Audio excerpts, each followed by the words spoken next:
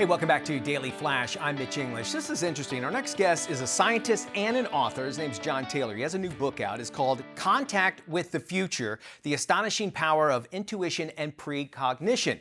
Now, it's all about the latest scientific research. It actually suggests that precognition is real. He's joining us right now. He's from Puerto de Santa Maria, Spain. John, thank you so much for joining us today. You got to explain to me really what the definition is, or at least your definition of what precognition actually is. Tell me. Hello, Richard, and thank you. Absolutely. Well, precognition is knowing that an event will occur before it actually does occur.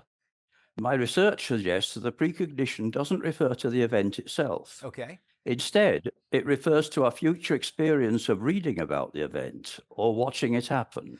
Okay. In other words, it occurs when information is transferred from our brain in the future to our brain in the present. You might think of it a bit as if you're contacting a memory of the future.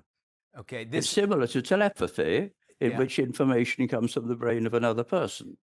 Okay, this sounds a lot like deja vu. Are we talking about what, like layman, we call deja vu, where we feel like we've been somewhere before and we can't figure out why we know it and that sort of thing? Is that what you're referring to?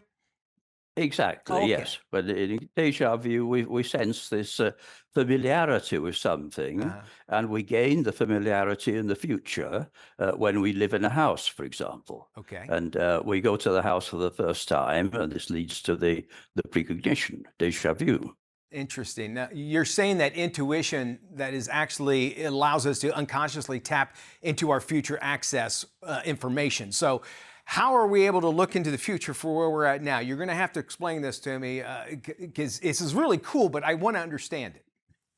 Yes, it's a little subtle. I'll do my best to explain it clearly. It is an unconscious process. Okay. Well, first of all, you can't expect to have a precognition about an accident and then use the information to prevent the accident, because there wouldn't be any accident to precognize in the first place. So instead, you try to precognize whatever you intend to be doing at the time when the accident would happen. Okay. Since you will not be able to fulfill your intention, there's an absence of precognition, which you instantly perceive as an intuitive warning, a feeling that something is wrong. You deduce that it might be due to an accident, and you avoid the accident by changing your intention and doing something else. It explains why intuitions tend to be vague. You become aware of a danger, but without quite knowing what the danger is. Interesting. So basically it's saying, what I'm getting from you at least, is that there's so many things about our subconscious, about, sometimes we have a feeling when we go into a room or something like that. We pick up on that, but we kind of dismiss it. So it sounds like what you're saying is that we have all these intuitions that know more than what we do, and they're telling us this is about to happen.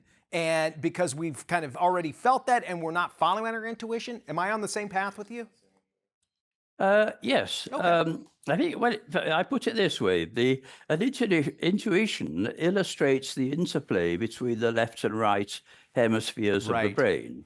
The right brain detects this feeling that something is wrong, which comes from the future, and the left brain finds the reason. That makes a lot of sense. This explains why women tend to be more intuitive, because they have many more nerve fibers between connecting the left and right hemispheres, so they have a faster interchange of information between them.